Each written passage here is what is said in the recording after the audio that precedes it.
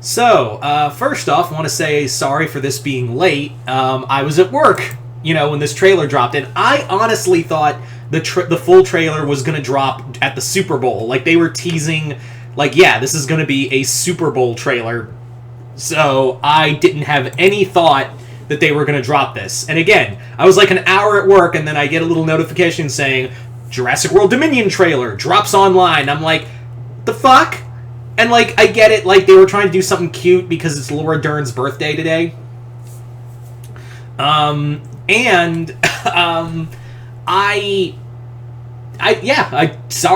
didn't get it out sooner. I was at work. What do you want me to do? As much as I want this to be my job, and to have Patreon be my job, I'm working towards that, but, like, I can't do that right now. The fuck do you want me to do? Anyway. So, what was I saying? Anyway, sorry I went on that ramble. So let's talk about Jurassic World Dominion. Now, this is I guess you could call it the epic conclusion to the era. But they have said, Universal has said that they are going to continue to do Jurassic Park-centric stuff, which makes sense because that's the closest thing they have to, like, competing with Disney and Star Wars. I think they looked at it and went, don't we have something we can milk for all it's worth? Jurassic Park! And meanwhile, Warner Brothers is like, we need something, too, to compete with Star Wars. Dune. Yeah, I know they have the DC movies. That's to compete with Marvel. Universal doesn't have anything to compete superhero-wise, but by God, they can compete Star Wars-wise. So, this trailer was really well put together. But then again, Fallen Kingdom's trailer was pretty well put together, too, and it sucked and that movie's still pretty bad. I still think that Jurassic Park 3 is the worst Jurassic Park movie, but Fallen Kingdom's pretty low, man. Like, it only gets a few saving graces for having practical effect dinosaurs, and yeah, it's just bad. It's just bad. It is like, actually, now that I think about it, at least, like, JP3 had a really cool fully animatronic Spinosaurus. But then again, like, the characters, at least in Fallen Kingdom, are a lot less annoying than they are in JP3. That's a whole thing. Maybe I'll do ranking of Jurassic Park movies sometime when we get closer to Dominion. But this movie really showcases that dinosaurs are on the planet. They're running around. Like, they are breeding fast. And also, I really like, there's some really cool shots in here. I'm going to talk about some cinematography, like Claire running away from the Therizinosaurus, which Therizinosaurus was a herbivore, but it had huge claws, like some real Freddy Krueger motherfuckers on it. And I like how it's showcasing that even the herbivores are dangerous. I love that shot where it's showing the Therizinosaurus over the water, and Claire's holding her breath under there, knowing that this thing's, if she pops her head out, that thing's going to decapitate her.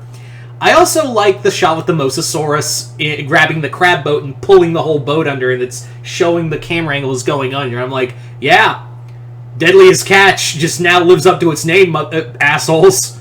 So, and it does make me wonder of how much are we going to get of the Mosasaur. Is it just going to be this one shot, or are they going to have it just be killed or captured by either the good guys or Biosyn? Because we do know Biosyn is going to play a role in here. And I looked somewhere and someone said, oh, I saw the actor playing Dotson, and everyone's like, Dotson, we got Dotson here! Nobody cares. Anyway. So, and of course we do get Dr. Grant and Dr. Sadler back. And it's really cool to have them back. And it's almost like an Endgame level thing where you have Grant and Grady together. We have Grant and Grady together. And yeah, the whole team's there. I was really excited for that final shot. And yeah. Now, what's interesting, and what's probably I'm more worried about, is that this movie is going to be like a big, like, globe-trotting kind of story. And globe-trotting stories, while they can work, and some of them are really good, I mean, that's what most of the Bond movies are, I'm more worried because these days you can't really... It's other than, hey, we just want to do a cool set piece, okay? We just want to do a cool set piece, but we want to we have a thin plot to really string everything together, just so we can have a cool set piece in this cool location. That's my problem, is that when, like, modern day films trying to do that are just here to do cool set piece, cool location, and thin plot in between. Like, look at Revenge of the Fallen. There's a good example right there. Michael Bay wanted a loose plot and wanted to shoot at all these places, and that's how we got Revenge of the Fallen's whole thing is a whole thing in of itself, but that's a point right there. Again, not every movie is like that. Again, a lot of the Daniel Craig era Bond movies are well put together, globe-trotting movies, and that's just one example. But something about this in different locations is just kind of like there's something telling me, oh, they just don't care. Like, they just want dinosaurs in a different location. They don't, like, I don't think the story's gonna matter. Oh. And, look, I haven't been a big fan of either Jurassic World movies. Fallen Kingdom is bad. Jurassic World, is just kind of mediocre. I mean, there's some cool stuff in there, but really, there's nothing there to really get behind. And I haven't really felt anything, like, here's the thing. I don't normally go back to Jurassic Park movies, except for 1 and 2. When I see them on, I mean, I'll put on Jurassic World for background noise, but the only ones I'm really, like, emotionally invested in are really just the first 2. That's it. Like, and yeah, am I going to go see this? Yeah, maybe, because I want to be wrong. I want to be wrong on so many levels of this being a bad movie. I never go into the mindset of, this is going to suck. Like, I want it to suck so much. Actually, no. There's been a few movies, like Fantastic Four. Fan Four Stick was one I went into the mindset of, oh, I'm going to hate this, and I was right. So, I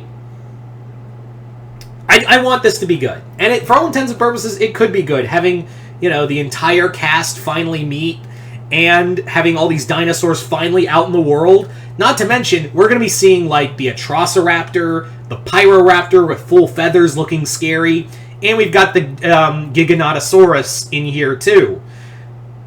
Yeah, that's really neat, but are we going to have time for all these dinosaurs, or are they just going to be quick things? Oh, not to mention we have Biosyn here, and it makes me wonder, how long is this movie going to be? Are they going to, like, literally have the balls to say, oh, it's a 3-hour movie? I dare them to, I really want to see Colin Trevorrow and the rest of the gang really be like, let's make this a 3-hour movie, or 3.5-hour movie. I want it, like, they said they've got over 24 hours of content in movie-wise to play with.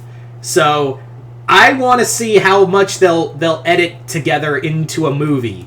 Because, yeah, if you've noticed, like, that's been kind of a running thing. It doesn't hurt to make a long-ass movie sometimes. I also have this feel, and, yeah, Trevorrow is a okay director. He's really just okay. I think he would have done better, slightly, with what he could have done with Episode 9 if he wasn't kicked off of it. But that's not saying much. Like, rereading his Star Wars script, I'm like, yeah, it would have, like, story-wise, it would have been better, because it didn't try to erase the stuff from Last Jedi, but still, like, there was stuff in here that made me go, okay, just okay. I think it would have been, like, objectively, it would have been a little better. I think, like, but again, like, it really didn't do, it gave more to do for the other characters, and I think that was more it, rather than trying to, really hard to retcon the movie prior. And I don't think, again, roundabouting to this, I don't think they're going to do that with Fallen Kingdom. Yeah, we are going to get the clone girl, because they're alive. Like me. Yeah, she's here. Okay. She's here. I mean, at least they could have easily said we sent her off. Like, they could have easily sent her off or something, and they're at least I hope they at least trying to bring up the impact of all these dinosaurs out here. Like, I really do hope they bring up, like, the impact and what that means. as well as kind of like, yeah, power has gone out of control, like we all Dr. Malcolm has been saying since day fucking one. So I'm curious to see where we'll go with all of this. I'm excited. I'm interested. I wouldn't say my excitement's there yet because Fallen Kingdom looked like a really cool movie, and then I saw Fallen Kingdom and went, oh. So I'm holding my level of excitement to medium right now. If you were to ask me what movie I'm most excited for right now, it's coming in a few weeks, and it's going to be it's also like 3 hours long. You know what I'm talking about. You know. So I'll tell you what I'm not excited for. And that's coming next week. And it's the Texas Chainsaw movie. I'm gonna watch that on Netflix because I'm not gonna fucking pay for it on fucking theater. So I'm going on a rambles. I'm rambling right now, but. Yeah, you guys tell me in the comments below. What do you guys think of Jurassic World Dominion? Are you guys excited? Are you guys not? Comment below, let me know. And as always, if you haven't already, hit the link below to my Patreon to check out exclusive content. And if you hit the 4th tier on there, you guys can send me requests to do here on YouTube. Other than that, I'm Mr. Multiverse. I'll see you next time in the Multiverse.